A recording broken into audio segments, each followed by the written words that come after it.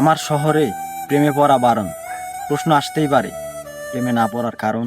যখন শহরের অলিতে গলিতে প্রেমের আবাস, তখন আমার শহরেই শুধু দুঃখ বিলাস। আমিও এক সময় এক বালিকার প্রেমে ছিলাম ভীষণ আসক্ত।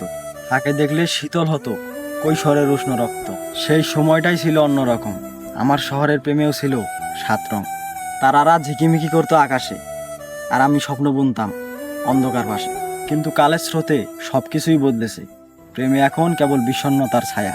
আজ এই শহরে প্রেম মানেই বেদনার পথ, আর আধারে হারানো স্মৃতির খোয়াটে মায়া।